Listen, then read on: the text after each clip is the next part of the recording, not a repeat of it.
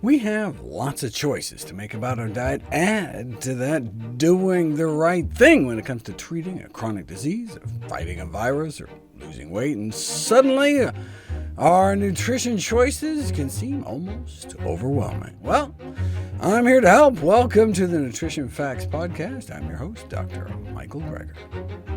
Today, we continue our series on ultra-processed foods, and we start with a story on the health effects of the mineral oils, and phthalates, and bisphenols leaching from packaging materials. Looking at a food label, we can see that many ultra-processed foods are high in salt, sugar, and calories, and low in nutrition, and may contain food additives with questionable safety. Missing from the label are contaminants from processing, as well as contaminants that migrate into the food from the packaging materials.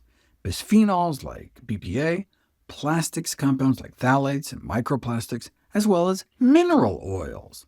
Evidently, the mineral oils come from the printing inks from recycled newspapers used in paperboard packaging, which can then migrate into the food and then accumulate in human tissues to levels that have been found to be harmful in a certain strain of rats.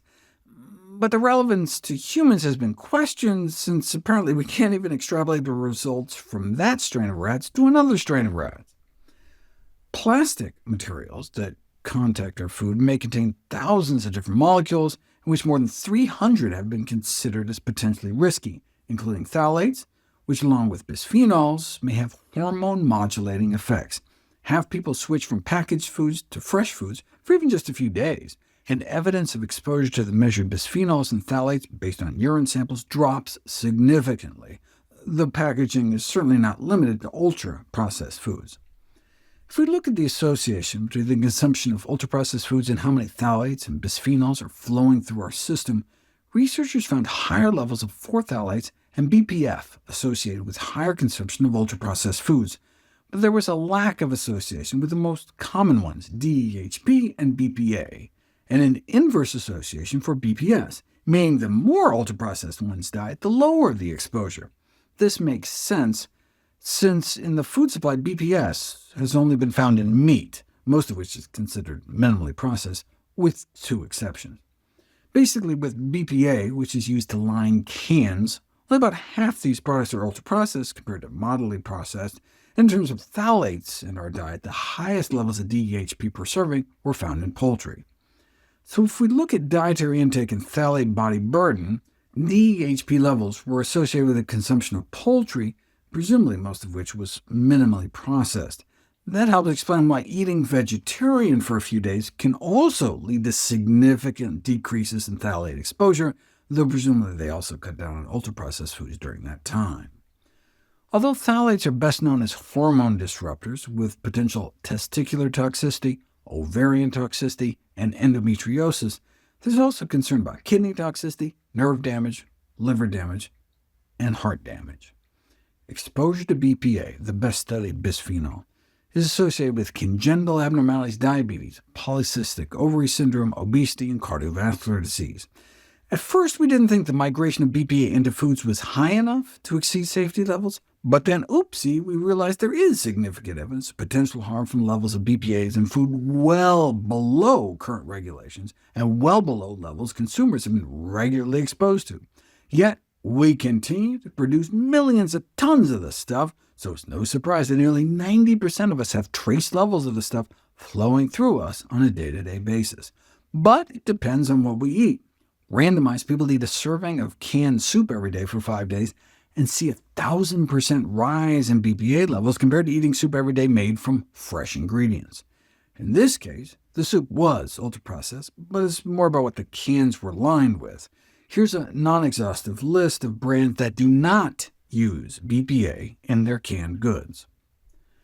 So yes, we can look for BPA-free on the label, just like we can check labels to see if some ultra-processed product is low in added sugar, salt, and saturated fat, and we can also scan the ingredients list for additives we now know may be harmful. But do you see the problem? Many were considered harmless until they weren't, like the BPA and aspartame stories, and artificial colors and flavors that were in the food supply for decades before they were banned. Remember when the food industry thought partially hydrogenated oils were a good idea? Let's replace saturated fats with trans fats. Although many countries now restrict their use, trans fats may continue to kill up to 500,000 people around the world each year. Of course, excess saturated fat is probably also killing hundreds of thousands a year, but the point is that trans fats from partially hydrogenated vegetable oil killed people for decades before there were any limits on it. The FDA didn't ban trans fats until more than 25 years after the first solid evidence emerged that it increased the risk of heart disease. From the time we knew until the time it was banned, every one of those years trans fats were killing up to 50,000 Americans each year. That's quite the death toll that can be laid at the feet of the ultra-processed food industry. But they originally thought it was safe. That's the problem. Anytime some chemical company comes up with a new preservative, or sweetener, or artificial color, we have no idea how it'll eventually turn out, so you can start to see the value of this ultra-processed food concept, where an entire category of products is essentially presumed guilty until proven innocent. That drives the food industry crazy, but look at its track record. Look at the trail of bodies it's left behind. Did you know that we track only about 150 key nutritional components, just a tiny fraction, of the more than 26,000 compounds present in our food? Here's the story.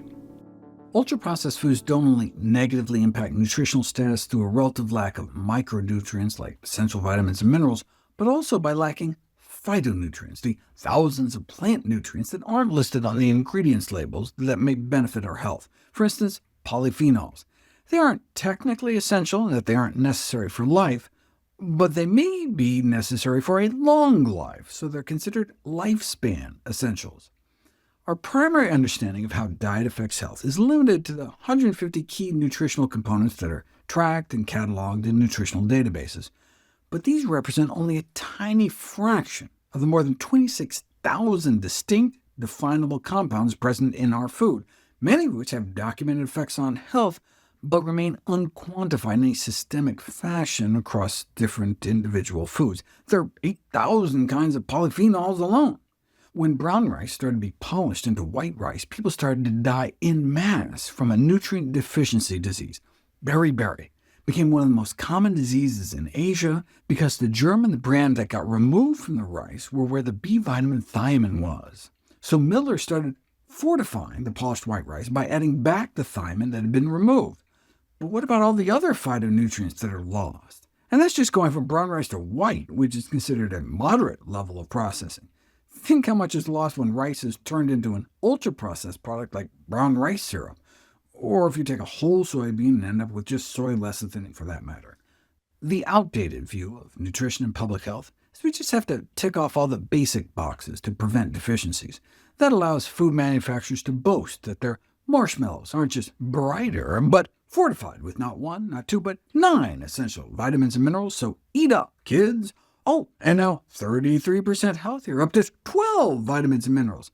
Hey, we are told to eat the rainbow, but I'm afraid these berries are not going to provide the antioxidant, anti-inflammatory, prebiotic, and cell-protecting effects of polyphenols in actual berries. Compared to whole foods, industrialized foods lack the complex milieu of phytonutrients, one of the things that sets whole foods apart from processed foods. Now, those with ties to candy bar companies may argue that ultra-processed foods have essential nutrients, but the essential nutrients are just the tip of the iceberg as it relates to the number and variety of compounds in whole foods. Consider garlic. Look in nutrient databases, it has like manganese, vitamin B6, selenium. However, a clove of garlic contains more than 2,000 distinct components, which are presumably responsible for the cancer protection associated with eating garlic family vegetables, and beneficial cardiometabolic effects when garlic is actually put to the test. But when the amount of garlic in the food we eat is less than the amount of MSG, we're probably going to miss out on the benefits. The studies come out exactly as you would expect. Take flavonoids, for example, a subset of polyphenols found in fruits, vegetables, whole grains, herbs, and tea. That may help explain why these foods may have protective effects against some of our leading killers, like cancer and Alzheimer's. And of course, those who eat the most ultra-processed foods get significantly fewer flavonoids in their diet, Might that help explain the association between ultra-processed foods and several chronic diseases? Flavonoids are part of the so-called dark matter of nutrition. Ultra-processed foods may be fortified with specific nutrients in a vain attempt to make up for all the nutrition that's been stripped from whole foods, but those few nutrients are just drops in a bucket. If we're tracking only 150 components, and there are more than 26,000 different compounds in foods, then that means more than 99% of the compounds stripped from whole foods to make ultra-processed products may be gone for good, and who knows what impact that has on our health. What we do know is that these products are evolutionarily novel. Just like our bodies are not used to all the new stuff added to our foods, our bodies may also not be used to all the old stuff like fiber subtracted from our foods. Just like it's difficult to tease out the long-term consequences of the cocktails of new food additives, we don't know what critical combination of phytonutrients we may be missing. Until Big Food figures it out and we can add a lucky 13, maybe it would be best to try to stick to whole foods. Visit NutritionFacts.org/audio to see all the podcast episodes with descriptions that include links to their associated videos. Sources cited and other details are available on each video's page. Information about my books, How Not to Die, How Not to Diet, and How Not to Age, is all at NutritionFacts.org/books, including some of the newer titles, including Lowering LDL Cholesterol Naturally with Food. All proceeds from all book sales that I get go to charity. And I've got a new book in the publication pipeline, How Not to Hurt. It's going to be available December 15th of this year, 2026. And don't forget to sign up for our free newsletter, NutritionFacts.org/subscribe, to stay updated on the latest bite-sized videos and articles. NutritionFacts.org is a science-based nonprofit, and everything on the website is free. There are no ads, no corporate sponsorship, no kickback, strictly non-commercial, not selling anything. Just put it up as a public service, as a labor of love, as a tribute to my grandmother, whose own life was saved with evidence-based nutrition. Thanks for listening.